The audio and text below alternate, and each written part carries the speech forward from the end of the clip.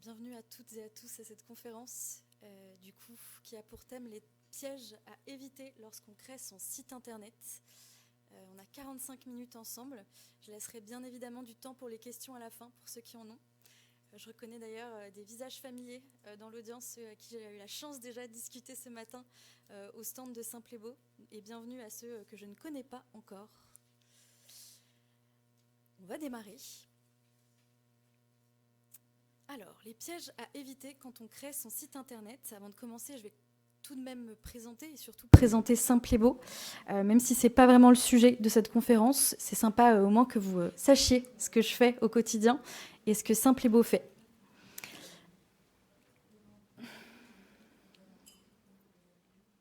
C'est mieux. Donc Simple et Beau, pour ceux qui ne connaissent pas, on est une agence web à Paris. On est basé dans le 9e arrondissement de Paris. Et du coup, aujourd'hui, on a la chance d'exister depuis 9 ans. On accompagne plus de 7000 indépendants, micro-entrepreneurs, entreprises, à créer leur site internet et à les accompagner justement dans leur présence en ligne. On est fiers aujourd'hui d'avoir un super trophée, c'est qu'on est l'agence la plus recommandée de France par ses clients. Vous le voyez avec les avis qu'on a sous les yeux. Pourquoi on a des avis pareils, me diriez-vous? Donc non, on ne les achète pas. Oui, ce sont de vrais avis. Tout simplement parce qu'on a aujourd'hui au cœur de mettre l'humain au cœur de notre service et de faire comprendre à nos clients ce que c'est réellement d'avoir une présence en ligne et d'avoir des offres transparentes. Au sommaire, pendant ces 30 minutes, puisqu'on a 15 minutes après environ pour les questions, on va du coup voir ensemble pourquoi déjà avoir un site internet. Alors, peut-être que ça vous paraît évident, pour certains pas tout le temps, et c'est important déjà de savoir que le premier piège, c'est déjà de ne pas avoir de site internet pour développer son activité. Deuxième point, on verra ensemble ce que c'est qu'un bon site internet. Aujourd'hui, tout le monde peut proposer des sites internet, mais aussi comment on fait pour voir si vraiment son site est optimisé et s'il est efficace. On va se poser la question ensemble. Puis, je vous donnerai 5 erreurs les plus courantes à éviter, celles que je vois au quotidien depuis que je travaille depuis 6 ans dans les sites internet. Quelles sont les erreurs que j'ai tendance à voir que les professionnels indépendants commettent lorsqu'ils créent un site internet ? Puis, on parlera de la différence entre site web ou réseaux sociaux. Alors, pourquoi j'ai trouvé important d'en parler aujourd'hui? Ce n'est pas vraiment des pièges à éviter, mais c'est tomber dans le piège que de faire cette éternelle réflexion de savoir est-ce que c'est l'un, est-ce que c'est l'autre, est-ce que c'est les deux. Et je pensais que c'était tout à fait pertinent, tout simplement, d'avoir une réponse enfin à cette question. Et enfin, on fera une petite conclusion, parce que c'est tout simplement sympa de répéter, quand on a beaucoup d'informations en 30 minutes, au moins les points clés importants. Commençons par la question, pourquoi avoir un site internet? Est-ce que déjà, on peut faire un petit sondage dans la salle? Qui déjà a son site internet? Lève la main. Génial. Qui pense vouloir en créer un d'ici la prochaine année? OK.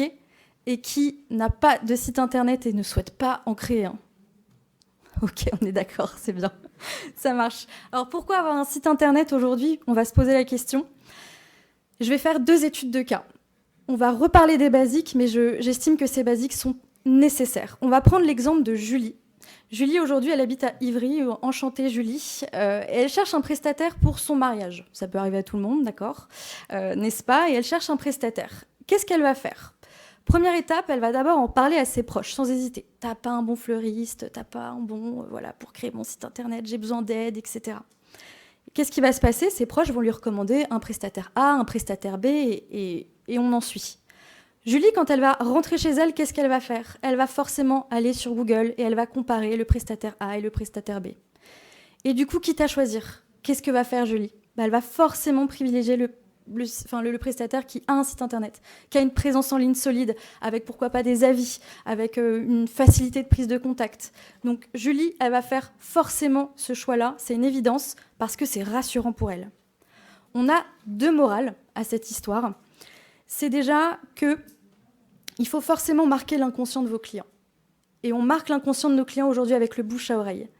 J'ai beaucoup de professionnels au quotidien qui m'appellent et qui me disent « Clara, moi j'ai beaucoup de bouche à oreille. Est-ce que c'est vraiment important d'avoir un site internet ?»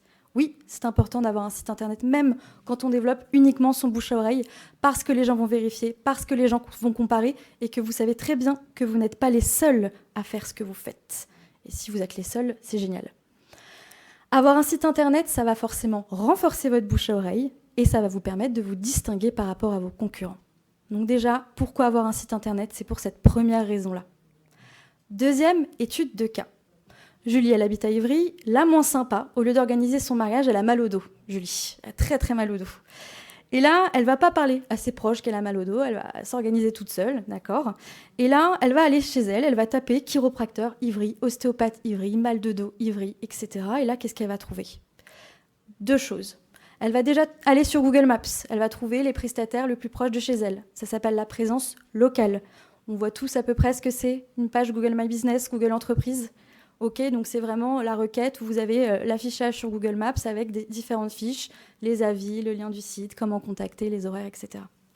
Et puis après, la deuxième partie, c'est qu'elle va comparer 2 premiers sites, 3 premiers sites. Elle va rester sur la première page. Est-ce que déjà certains d'entre vous vont au-delà de la première page quand ils font une recherche? Non, pas vraiment. Hein. Pareil pour Julie. Julie, elle va rester sur la première page et elle va ouvrir les 2-3 premiers liens qui se trouvent sur Google. Elle va comparer. Et là, qu'est-ce qui va se passer? Elle va forcément privilégier un site qui la rassure, qui a des avis, qui a des photos, qui est professionnel, qui ne bug pas. Bref, elle va choisir le site qui est le mieux optimisé. Quelles sont pareilles les 2 morales de cette histoire? C'est déjà qu'avoir un site internet ne suffit pas. Parce que tout le monde peut en avoir aujourd'hui. Avoir un site internet, c'est bien. S'il n'est pas visible, ça ne sert à rien. Encore faut-il qu'il soit visible sur les requêtes que vous souhaitez qui sont intéressantes pour vous. Ça ne sert à rien de s'éparpiller partout, de vouloir le premier partout. Faisons les choses étape par étape. Donc, il faut être bien référencé sur Google. Et au-delà de ça, avoir une fiche Google My Business aussi bien optimisée, ça aide. Parce que quand on référence aujourd'hui des sites, et même quand on va sur la première page de Google, qu'est-ce qu'on voit apparaître même avant les sites? C'est Google My Business et c'est la carte de Google. Donc vraiment, ça, c'est une première étape. Faites-le, en plus, c'est gratuit. Donc vraiment, allez-y. Quelle est la conclusion de cette histoire? C'est que 9 personnes sur 10 vont sur Google lorsqu'ils cherchent un professionnel. Plus précisément, 87% des personnes vont sur Internet lorsqu'ils cherchent un prestataire. Donc, ils vont faire soit la première étude de cas, soit la deuxième étude de cas. Donc ça, déjà, on est tous d'accord, c'est nécessaire aujourd'hui d'avoir un site Internet. Maintenant, on va voir c'est quoi un bon site Internet. Je vais vous donner des conseils tout au long de cette conférence qui, j'espère, seront utiles pour vous. Encore une fois, n'hésitez pas à passer nous voir si vous voulez plus de détails. Mais là, on va vraiment voir dans les grandes lignes c'est quoi un bon site Internet. Bien sûr que je vais faire des raccourcis parce qu'en 30 minutes, c'est très compliqué d'aborder ce sujet qui est quand même hyper granulaire. Donc, un site Internet, déjà, un bon site Internet, c'est un site web qui est structuré. C'est quoi un site structuré? C'est déjà le réflexe que vous faites rarement, c'est de se mettre à la place de vos clients et surtout des internautes. Et pour faire cette technique-là, vous êtes consommateur, vous allez sur Google, donc faites le pas de comprendre comment vous consommez Google aujourd'hui, quels sont vos réflexes. Et déjà, il ne faut absolument pas lésiner sur votre page d'accueil. La page d'accueil, c'est la première page sur laquelle je tombe quand je tombe sur votre site internet. Soit je m'en vais, soit je reste. Qu'est-ce qui va faire que je reste aujourd'hui ? C'est un logo clair, c'est un menu clair, c'est pas des pop-up qui nous agressent dans tous les sens alors qu'on n'a rien demandé. C'est vraiment respecter l'utilisateur. On parle beaucoup d'UX aujourd'hui, l'expérience utilisateur. Elle doit vraiment engager vos internautes dès la première page d'accueil. Et l'internaute doit comprendre en un coup d'œil qui vous êtes, ce que vous faites et où est-ce que vous le faites. Ce qui est le cas avec ce client de Saint-Plébaud. Dégustation de fromage et de vin à Paris. On a son logo, c'est clair. Il y a même une petite vidéo en bannière parce que c'est hyper dynamique, vive les vidéos.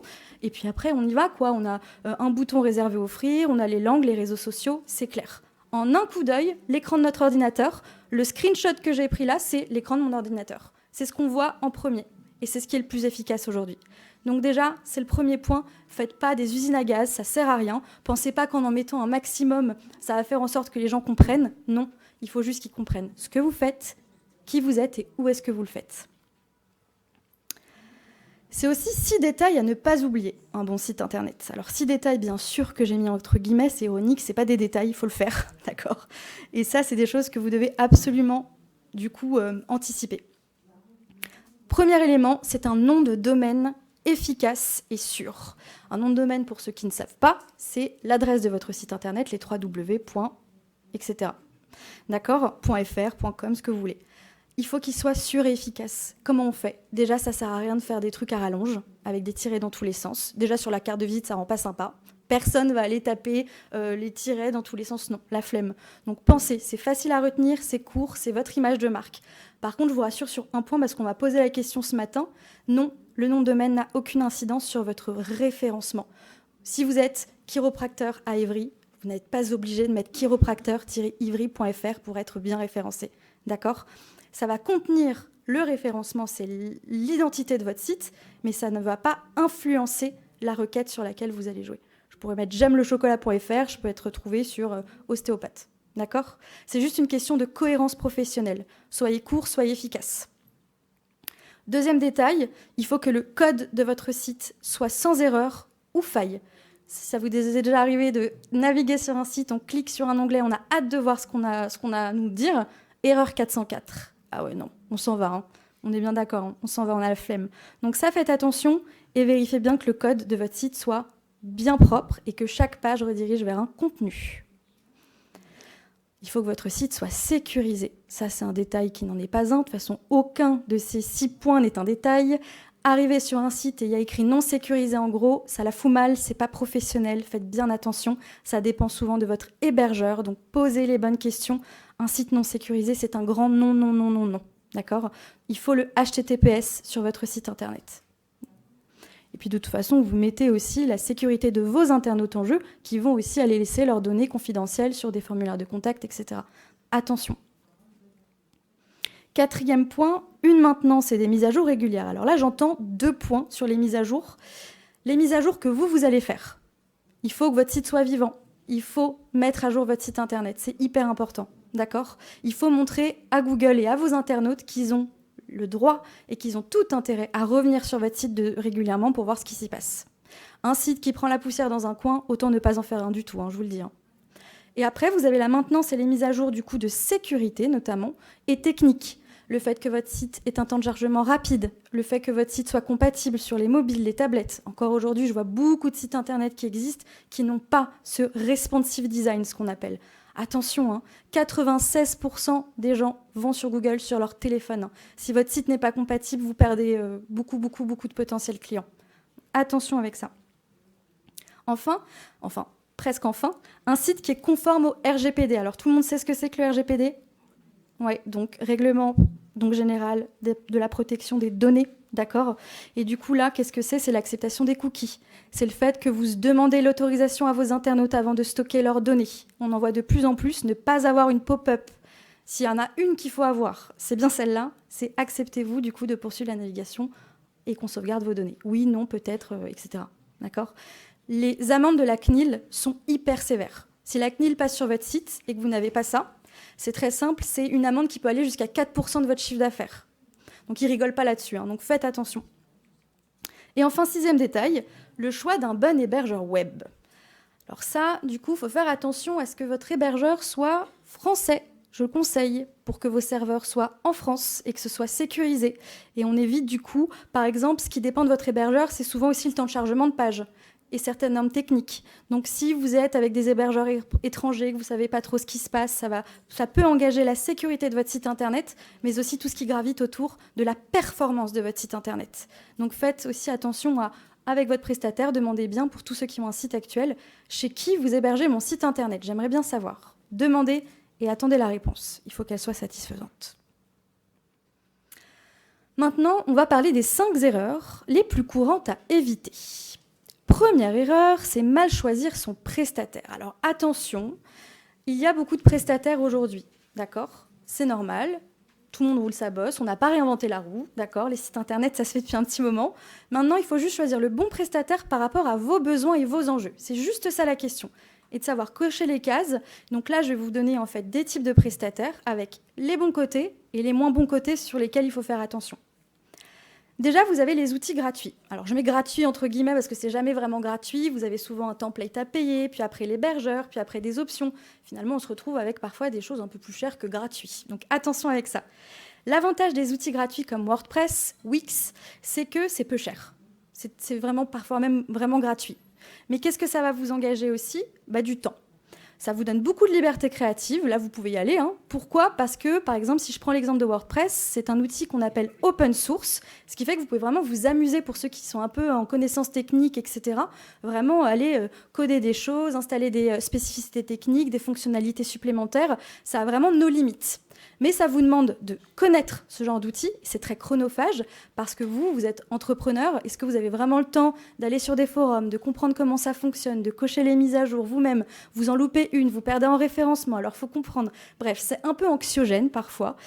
Et surtout, les CMS sont complexes. Alors c'est quoi un CMS ? Ça veut dire Content Management System en anglais. C'est en gros l'outil de création et l'outil de modification que vous allez utiliser.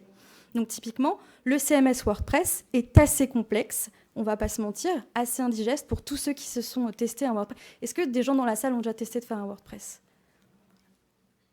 Je ne vais pas vous demander si l'expérience est bonne ou pas, parce que ça dépend vraiment de vos compétences techniques. Mais vraiment, de ce que je sais souvent, c'est que ce n'est pas une très bonne expérience. Il faut vraiment se faire accompagner, quoi.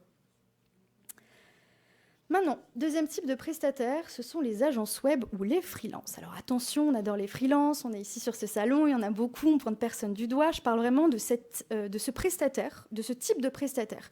Les agences web, je les mets au même niveau que les freelances parce qu'ils fonctionnent de la même manière. En gros, l'avantage, c'est quoi de passer par une agence ou un webmaster indépendant ?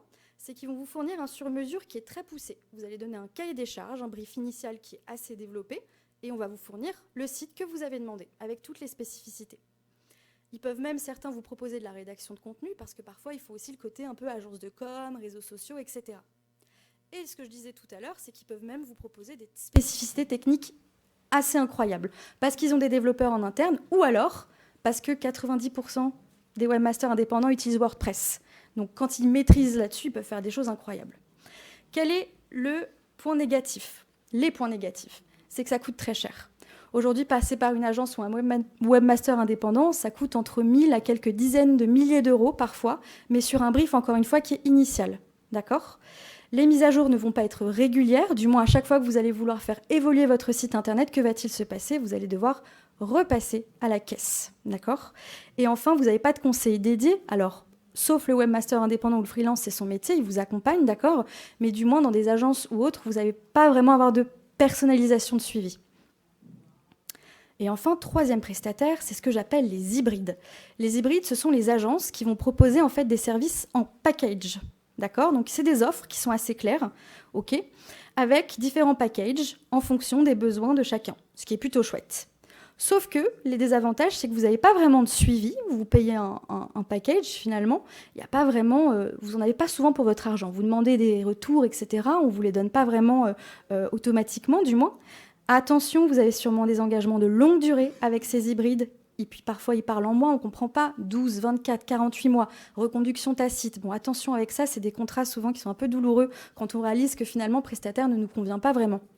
Et enfin, c'est des tarifs qui sont assez élevés, souvent 200, 300, 400 euros par mois, d'accord, pour un service qui n'est pas tout à fait toujours très transparent. Voilà les 3 types de prestataires aujourd'hui qui existent, d'accord ? Moi, je vais vous donner 3 conseils maintenant pour bien le choisir, d'accord ? Le premier conseil, c'est quoi ? C'est que déjà, vous devez absolument vous assurer que votre suivi va être personnalisé. C'est quoi un suivi personnalisé ? C'est quelqu'un qui va connaître votre métier, du moins quelqu'un qui va essayer de comprendre vos enjeux. Dès le premier rendez-vous, on doit comprendre qu'est-ce que vous attendez de votre site internet. Et on doit vraiment vous accompagner de façon personnalisée là-dessus. C'est votre outil de travail, c'est votre entreprise qui est en jeu. Vous allez investir de l'argent. Si vous passez même pas 10 minutes, j'exagère, c'est même très peu, mais au moins à parler de vos enjeux, c'est qu'il y a un problème. Et enfin, on évite l'effet usine. Vous n'êtes pas un simple numéro, d'accord ? On fait votre site et puis on n'en parle plus, on passe au suivant. On vous accompagne même après. Deuxième conseil, privilégiez les prestataires qui sont recommandés. Recommandés, qu'est-ce que j'entends par là ? Regardez les avis clients. Ayez toujours le réflexe de regarder les avis clients. Parfois, j'ai des clients qui viennent et qui disent « Bon, bah voilà, j'étais chez telle entreprise ». Et après, on regarde les avis, ça va pas, quoi. C'est 1, 2 étoiles. Je me dis, bon, faites cet effort-là. J'ai conscience que parfois on oublie parce qu'on fait confiance, parce que la relation commerciale est bonne, etc. Ça, j'entends. Mais faites cet effort, même si la relation commerciale est bonne et elle vous satisfait, faites l'effort de regarder ce qu'en pensent les clients qui sont déjà avec ce prestataire. Les témoignages vidéo, c'est vachement chouette parce que ça vous permet vraiment d'avoir des vrais avis structurés, pas juste 3 lignes sur un Google. Et enfin, Les partenaires de confiance, s'ils ont déjà travaillé avec des partenaires que vous connaissez, des banques, je ne sais pas moi, des syndicats, etc. Faites aussi un peu, regardez avec qui ils travaillent et comment ils sont recommandés. Enfin, troisième conseil, attention aux fausses promesses, notamment les fausses promesses de référencement. C'est souvent sur ça que ça va jouer. Parce que vous, qu'est-ce que vous attendez en tant qu'entrepreneur de votre site internet? Des résultats. Vous attendez de développer votre activité. Vous attendez forcément d'avoir plus de clients. Attention à ça, il est impossible à prévoir ni à garantir. Vraiment, ça je vous le dis en toute transparence, on ne peut pas garantir un résultat quoi qu'il arrive. Demain, un prestataire qui vous dit que vous allez gagner X nombre de contrats, X nombre de clients grâce à votre site, mais partez en courant, ça ne se fait pas, d'accord? On va essayer de comprendre comment on peut y arriver, mais on ne peut pas quantifier, c'est pas possible, d'accord? Et en plus, on remarque souvent que les prestataires qui vous font des fausses promesses vous engagent. Et là, pareil, on met le parallèle et on se pose des questions. Voilà mes 3 conseils pour bien choisir votre prestataire, suivi personnalisé, recommandé, et attention à leur transparence, leur degré de transparence quand il s'agit de savoir où est-ce qu'on va arriver, comment on va y arriver, etc. Deuxième erreur à ne pas commettre, les plus courantes, c'est réaliser qu'on n'est pas autonome sur son site internet. Déjà, votre site, je vous l'ai dit tout à l'heure, c'est votre outil de travail. Donc il va falloir que vous le mettiez à jour régulièrement. J'espère que c'est le cas pour ceux qui en ont un. Donc, il faut éviter d'être dépendant de votre prestataire. C'est souvent le cas quand on fait confiance à des agences ou des webmasters indépendants. D'accord? Parce que WordPress, il faut s'y remettre, etc. On ne comprend pas trop. Normal, ce n'est pas votre métier. Du moins, c'est important de vous faire former et d'avoir un outil de modification que vous pouvez utiliser. Si demain, votre webmaster s'en va, votre agence met la clé sous la porte, vous faites comment? Ben, vous ne faites pas. Vous vous retrouvez bloqué avec un site sur lequel vous ne pouvez absolument pas travailler et vous ne pouvez pas faire évoluer. Posez ces questions. Il faut que cet outil soit simple d'utilisation et qu'on puisse vous former à la prise en main pour vous donner la possibilité de le faire. Troisième erreur, pensez qu'un site est terminé une fois qu'il est en ligne. Ça, non. On me dit souvent, mais une fois qu'il est en ligne, c'est bon, je me frotte les mains, j'attends que ça passe et puis ça va bien marcher. Alors non, c'est faux. Déjà, on met en ligne son site internet, c'est la première étape. Donc, bravo, félicitations, souvent à la sueur de votre front, la charte graphique, les textes, les pages, je comprends, c'est un bébé, on accouche de son site internet. Mais maintenant, il ne faut pas le lâcher, on va le faire grandir, son site internet. Donc là, on fait travailler son bouche à oreille, je vous en ai parlé tout à l'heure. Et là, on partage son site internet, on fait de la diffusion intelligente, ses cartes de visite, sa signature d'email électronique. Si on est prestataire de service, on floque son camion. On met son site internet dans ses devis, dans ses factures. Allez-y à fond. Ouvrez vraiment le champ des possibles pour que les gens puissent avoir un maximum de liens vers votre site internet. Enfin, la stratégie de contenu. Un site internet efficace, c'est un site qui a du contenu logique, intelligent et efficace. Stratégie de contenu, j'entends quoi? J'entends qu'il y a un certain effort à fournir si vous voulez que votre site soit bien visible sur des mots-clés. Donc par exemple via un blog, ou écrire du contenu, ou rajouter des pages, etc., etc. Faites vivre votre site internet. Encore une fois, s'il prend la poussière, autant ne pas en faire du tout. Quatrième point, travailler son référencement naturel. Ça va dans la chronologie, parce que la stratégie de contenu va participer à votre référencement naturel. Et là, pareil, travaillez main dans la main avec votre prestataire. Comprenez quelles actions vous devez faire pour y arriver. Et enfin, les mises à jour techniques. Et rebelote. J'aurais d'ailleurs peut-être dû faire un cercle sur cette slide-là. Parce qu'on va recommencer. On refait des mises à jour, on les met en ligne. Puis on le bouche à oreille. J'ai une nouvelle prestation, elle est géniale. J'ai un nouvel événement. J'organise X, Y, Z, on y va. Et ça tourne, et ça tourne, et ça tourne. Enfin, n'hésitez pas à vous faire accompagner dans cette maintenance-là et les mises à jour, afin d'être le plus efficace possible. Sinon, vous aurez beaucoup à faire. Quatrième erreur, ne pas travailler son référencement naturel. Donc la transition est parfaite. Aujourd'hui, 3 moyens d'avoir un bon référencement naturel. Alors encore une fois, c'est techniquement impossible de vous faire un cours sur le référencement naturel en 10 minutes. Ça n'arrivera pas. Pour ceux qui sont déçus par avance, je suis désolée. Si vous voulez, on en parlera plus précisément, mais c'est pas possible. Donc là, je vais rentrer dans les grandes lignes et je pense que c'est déjà suffisant pour avoir déjà une première mise en bouche de ce qu'est le référencement naturel. Déjà, c'est comment être bien placé sur Google. C'est 3 choses. Respectez vos normes techniques. Google, il a plus de 300 normes aujourd'hui. Quand un site arrive sur Google, il va le scanner et il va voir quelles cases ont été cochées. Plus vous cochez de cases, plus il est content. Parce qu'il veut que les sites en première page soient les plus modernes, les plus performants pour que les internautes puissent trouver les réponses à leurs questions. Pensez internautes. Les mises à jour techniques, c'est quoi? Le HTTPS, la performance des pages, le temps de chargement, le responsive design, les mentions légales. Il y a plein de choses aujourd'hui qui font que votre site est techniquement efficace. Les normes de contenu, c'est à vous de le faire. C'est vous qui êtes expert dans votre métier. Parlez de ce que vous faites un maximum, mais optimisez votre travail. C'est-à-dire, vous rédigez un contenu, intégrez-le correctement dans votre site internet. Gâchez pas vos efforts en copiant-collant un texte et puis en ne sachant pas trop à qui va être destiné, etc. Réfléchissez à son écosystème. Et c'est pour ça qu'il faut travailler aussi ces liens entrants. Je ne sais pas si ça vous est déjà arrivé d'être sur un site et dans le texte, on vous demande d'aller vers une autre page du site parce qu'on pense que ça aussi pourrait vous intéresser. Ça, c'est super smart. Pareil, quand vous avez des articles de blog, renvoyez vers d'autres articles. Et pareil, les liens entrants, c'est diffuser votre site internet partout où vous pouvez pour que les gens cliquent et aillent sur votre site. Deuxième élément, créer un blog. Alors, bon, chacun va rouler les yeux vers le ciel en disant « j'ai pas le temps ». Souvent, c'est « j'ai pas le temps de faire un blog ». Je comprends, c'est du temps. Il faut juste conscientiser l'effort du blog et d'une stratégie de contenu. Donc là, gain en visibilité, c'est ça que ça donne le blog. Vous êtes aujourd'hui traiteur, vous voulez être visible sur traiteur. Il faut pouvoir être visible autre chose. Qu'est-ce que vous faites ? Du traiteur bio ? Est-ce que vous faites du cachère ? Est-ce que vous faites spécialement végétarien ? Et ça, c'est des choses qui vont vous permettre de bien vous référencer sur ce qu'on appelle les recherches annexes. Vous avez un mot-clé principal, c'est votre métier. Et tout ce qui est en granularité de votre métier, qu'est-ce qui va le montrer ? C'est notamment le blog. Ça montre votre expertise et ça permet de fidéliser vos clients parce qu'il n'y a rien de mieux que de savoir que quelqu'un s'active sur son site. Moi, j'ai envie d'y retourner, savoir quels sont les derniers articles, etc. On a envie, ça donne envie. Faites-le.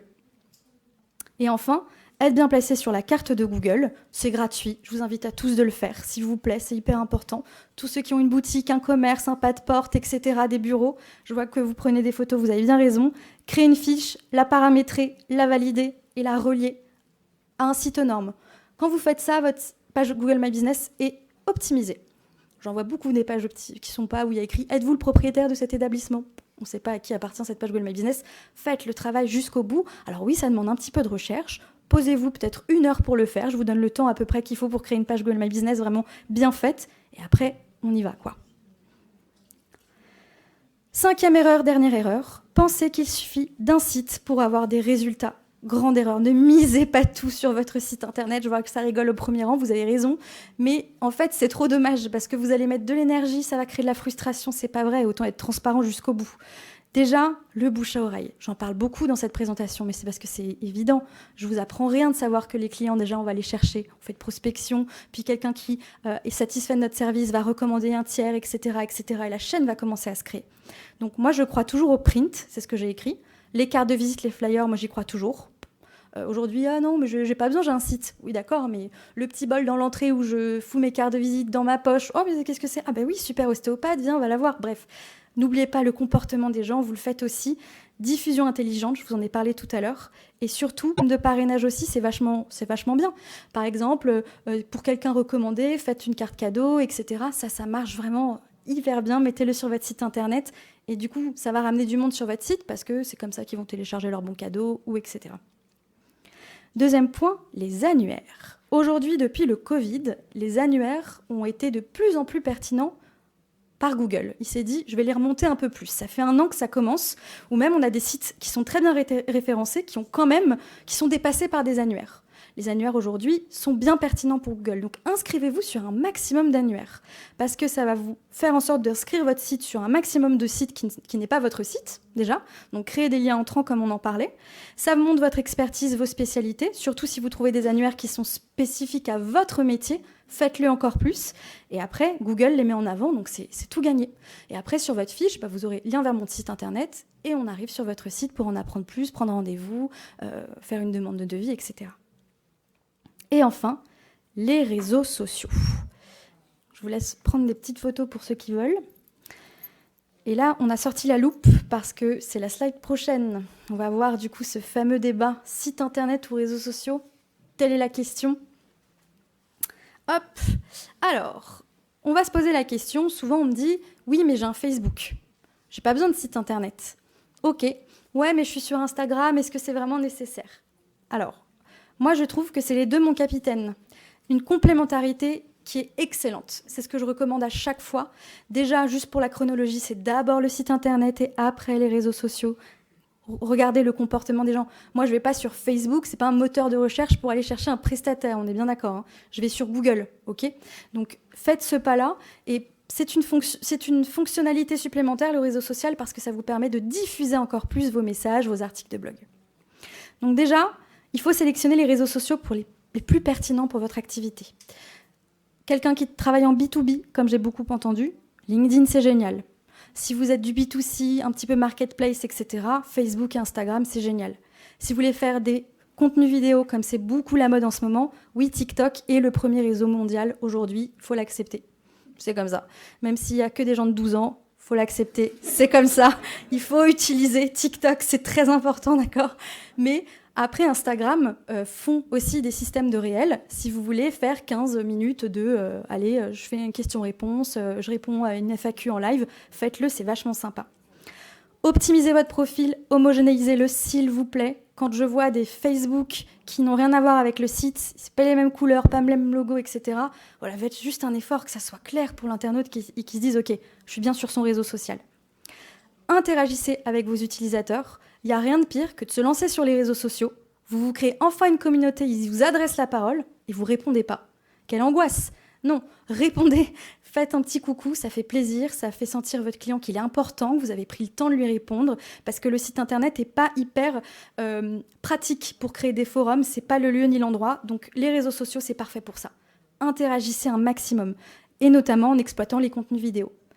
YouTube, c'est génial. Ça peut en plus vous pouvez mettre des vidéos sur votre site internet. N'oubliez pas que YouTube appartient à Google et qu'aujourd'hui, quand vous faites des requêtes sur Google, vous avez de plus en plus des résultats vidéo. D'accord ? Donc faites des vidéos. Et encore une fois, oui, ça prend du temps, mais c'est comme ça. Si vous voulez vraiment vous investir à fond, il faut y aller. Jouez sur la compatibilité avec un blog. Écrivez votre article sur votre site internet. Partagez-le sur vos réseaux sociaux. Il y a des boutons qui se font facilement, ça vous fait une vignette toute faite avec la photo, mon dernier article, lisez-le, et là, ça crée une interaction, et on y va. Moi, je le partage à une copine parce qu'il est super sympa, et que, oh, regarde, c'est le dernier article, etc.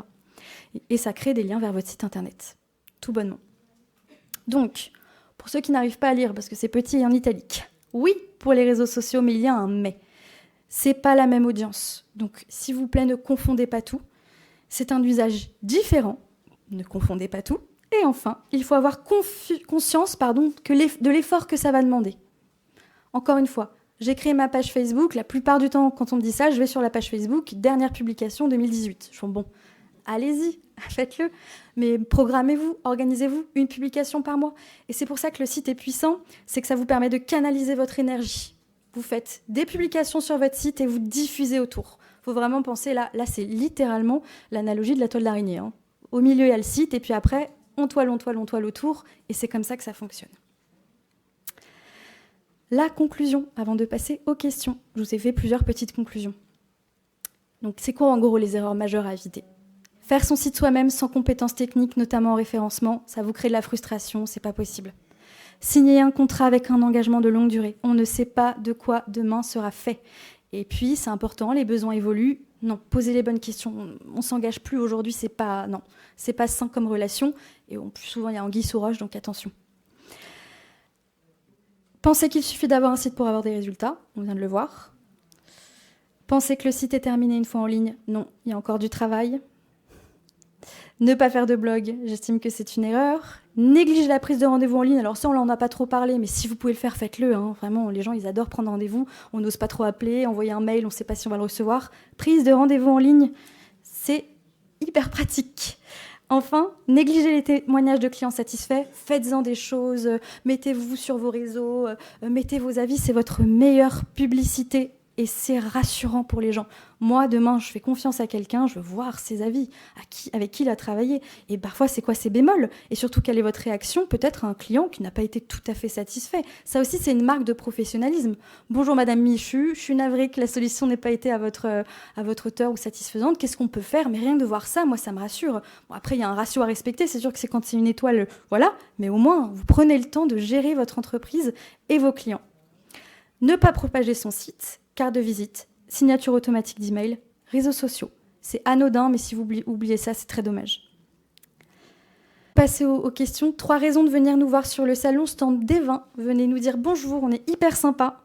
On peut faire un audit de votre site actuel on peut vous aider à atteindre vos objectifs 2022-2023. Et enfin, on peut même prendre rendez-vous ensemble pour un devis gratuit. Merci beaucoup de votre attention.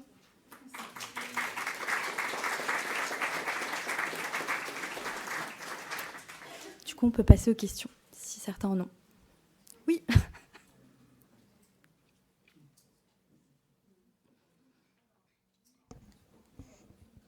Bonsoir. Je m'entends bien? Alors, je Donc, sais pas si oui. Je m'appelle Mireille Vachon. Et la première question, c'est, vous avez parlé des hébergeurs étrangers, de ne pas les utiliser. Vous pouvez, genre, parce que par exemple, je peux donner un nom pour... Ah, bien sûr. Par Oui. exemple, j'avais entendu de OVH. Oui. Donc, qu'est-ce qui fait la différence entre un bon et un moins bon, quoi? En fait, ce qui fait la différence... déjà, OVH, c'est le premier hébergeur mondial. C'est une success story française, donc on applaudit beaucoup OVH, on est très contents. C'est juste qu'ils sont partis dans le cloud, ils sont un peu sous le joug des lois américaines aujourd'hui, ils sont à la Silicon Valley, etc. C'est juste que ça ne va pas non plus être la grande priorité, votre hébergement de votre site Internet. Ils propulsent énormément aujourd'hui de sites, d'accord? Ils font les achats de noms de domaine et également aussi le stock des sites Internet, mais c'est juste que c'est plus rassurant de savoir qu'on peut contacter facilement son hébergeur s'il y a un couac, quoi. C'est vraiment juste cet aspect-là, sans rentrer dans les détails, hein, on ne va pas en faire des tonnes. Quand je l'ai dit, c'était vraiment un point. Mais faites confiance à votre hébergeur et déjà sachez comment vous allez pouvoir le joindre, lui poser des questions. Si vous avez des bugs de, je sais pas moi, de temps de chargement de page, de sécurité, savoir vers qui vous pouvez vous tourner de manière rassurante et confiante, c'est important. Voilà, avec un temps de réponse réactif, ce genre de choses en fait. Donc c'est sûr que plus votre hébergeur est étranger, plus la communication risque de se faire difficile.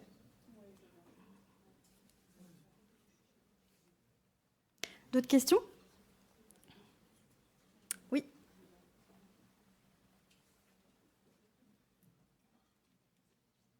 Sur les 3 types de prestataires que vous avez présentés, vous positionnez sur lequel du coup? Je pourrais vous pitcher Simple et Beau. Est-ce que vous voulez que je pitche Simple et Beau? Alors, c'est assez malin comme slide, je ne vais pas vous mentir. Bien sûr qu'aujourd'hui, on est très confiant de ce qu'on propose chez Simple et Beau. Je ne serai pas là aujourd'hui à vous parler de ces pièges à éviter. L'avantage de Simple et Beau, c'est que quand on a créé justement cette entreprise, on s'est rendu compte malheureusement qu'il n'y avait que 2 choix. C'était soit les outils gratuits, soit les agences web un peu traditionnelles. Les hybrides sont venus au fur et à mesure. Nous, ça fait 9 ans qu'on existe et en fait, il n'y avait personne au milieu. C'est-à-dire qu'il n'y avait aucun prestataire aujourd'hui qui faisait de l'accompagnement, de la création, des conseils, de l'autonomie d'outils, du sans-engagement, des prix abordables, une technologie solide. Et donc, en fait, on a pris tous les avantages de tous les prestataires qui existent et on a fait vraiment une grosse marmite. On a mis des ingrédients et pof, ça a fait Simple et Beau. En gros, c'est ça. Donc, voilà comment on se situe. On a pris vraiment le meilleur de ces solutions pour créer vraiment notre solution à nous. Et aujourd'hui, on accompagne 7000 clients en France. Et du coup, c'est grâce à ça. Voilà. Bonjour, merci en tout cas pour, oui. pour la présentation. Donc moi j'ai monté mon site sur WordPress et j'ai utilisé les mentors pour ça. Et je voulais savoir si vous aviez des avis ou des remarques sur les mentors, en sachant que c'est vrai que c'est très pratique sur WordPress pour monter un site assez moderne, etc. Mais notamment sur l'aspect référencement. Est-ce que comment Google notamment perçoit les mentors, puisque c'est quand même en train de devenir un outil extrêmement puissant qui concurrence des Wix et ce genre de choses. Oui, Google est fervent des mentors puisqu'il ne les voit pas forcément. En fait, c'est un outil qui va vous permettre de comprendre comment référencer votre site Internet. C'est ça. Donc, c'est chouette, c'est bien, c'est un bon outil. Mais du coup, c'est le mentor face à vous-même. C'est ça. C'est à vous de comprendre comment le mentor fonctionne, c'est à vous de comprendre qu'est-ce qu'il essaye de vous dire, c'est à vous de comprendre quelles sont les étapes pour y arriver.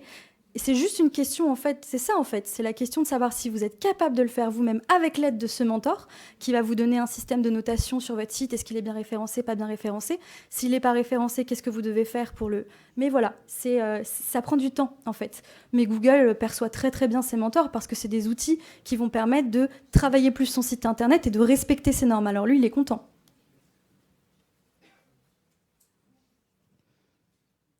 D'autres questions? Je crois. Vous pouvez attendre que le micro arrive si vous voulez.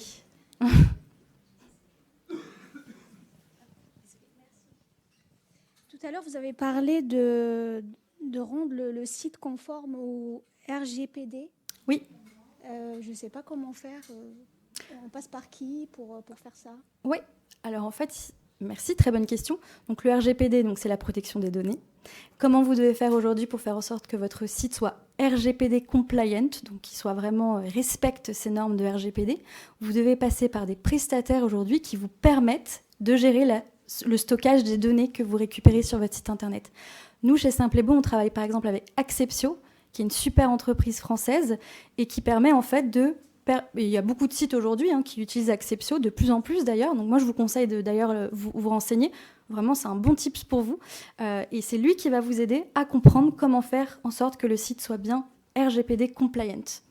Donc la petite fenêtre pour les cookies, par exemple, mais aussi il y a plein d'autres petites tips. Ça prendrait du temps à tous les citer, mais c'est vraiment sur la protection des données et surtout à qui appartient la donnée également que vous mettez en place. Est-ce que c'est de la donnée privée? Quelqu'un qui remplit un formulaire de contact, c'est RGPD. Vous allez laisser votre mail, votre numéro, qui dit que vous n'allez pas vous faire spammer dans tous les sens après avec des robots qui ont revendu votre donnée à droite à gauche. Ça, c'est de la RGPD. Donc pareil, quand on remplit un formulaire, si vous n'avez pas la petite case qui dit « j'accepte de confier », voilà. Ça, si vous avez des formulaires aujourd'hui que vous remplissez qui n'ont pas ça, c'est pas RGPD. D'accord? Donc c'est ce genre de détails. Mais si vous tapez sur Internet « comment être RGPD compliant », vous allez avoir plein de conseils et une liste à respecter, je vous rassure, décrit. Je vous en prie.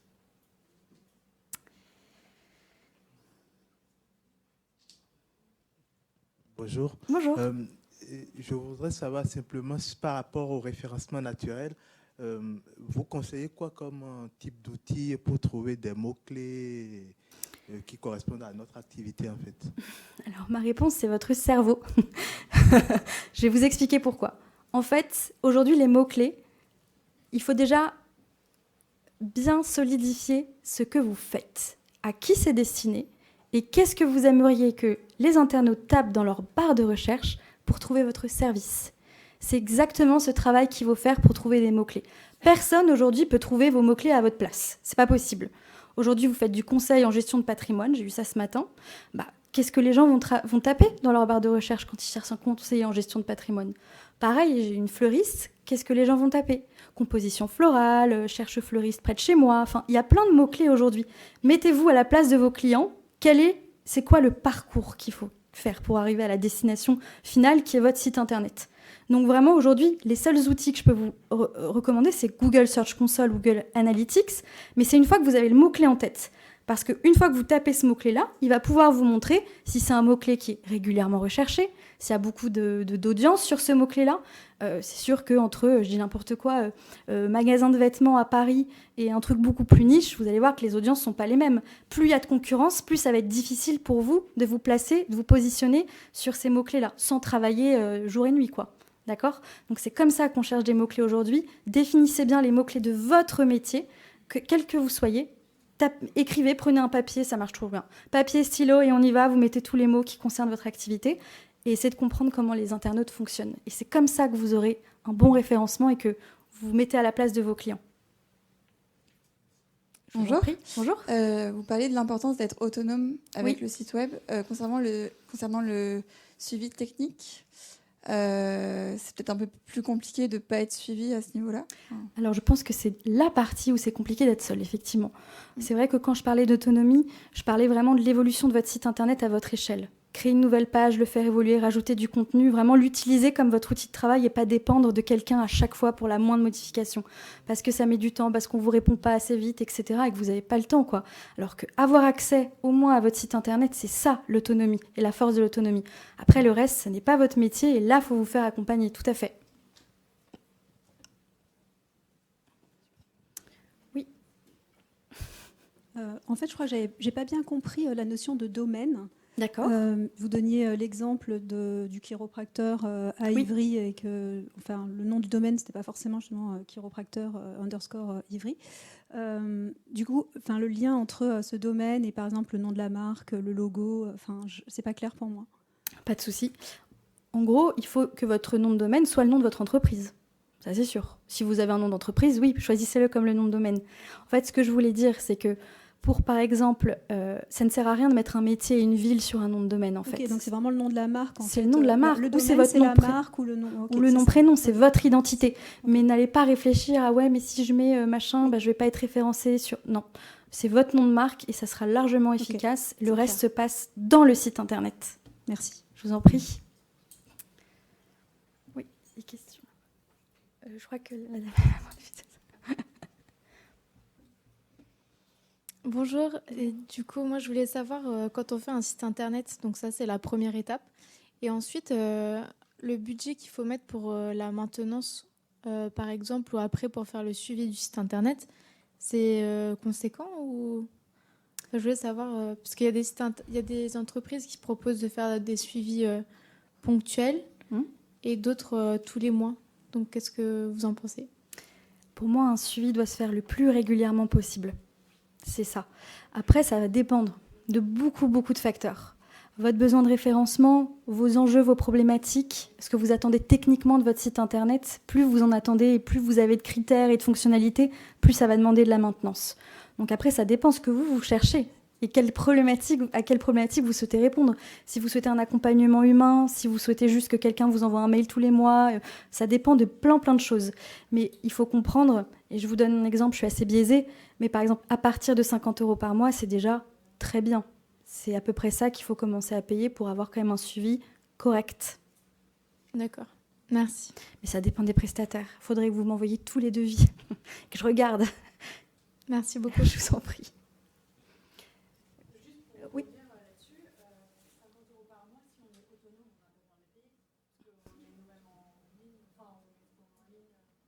Alors oui, mais non.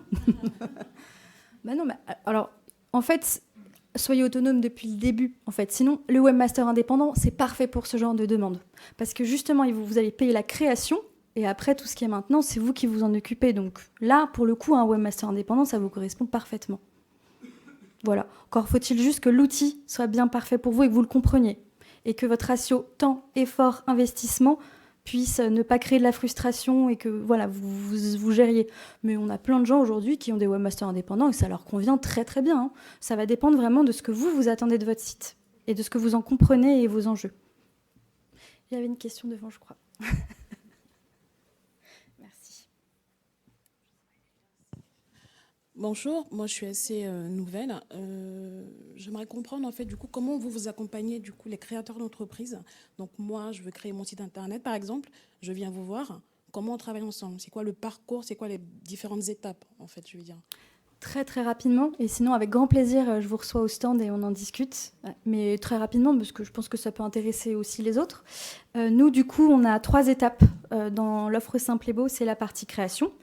On crée le site internet ensemble, on le met en ligne, on le personnalise, on fait en sorte que tout soit nickel et que ça vous plaise. Deuxième étape après la mise en ligne, c'est l'accompagnement, la vie du site, où là on va cocher toutes les cases de mise à jour, on va vous accompagner, chaque client a son propre chef de projet dédié, d'accord, avec un pôle support qui est hyper réactif et un accès à un outil de modification qu'on a créé. Comme ça, vous gérez tout et vous êtes autonome mais jamais seul. Et ça, c'est le point important. Et régulièrement, vous pouvez prendre des rendez-vous avec votre conseiller et aller faire évoluer votre site internet, demander un maximum de conseils. Ça, c'est l'accompagnement effectivement simple et beau. Et après, les mises à jour techniques, vous n'en entendez pas parler parce que c'est nous qui gérons tout à 100%. Donc vous n'avez même pas à gérer ce genre de choses. C'est ça l'accompagnement simple et beau. Et après, vous faites évoluer votre site internet comme vous l'entendez. On est toujours là pour vous aider, vous accompagner.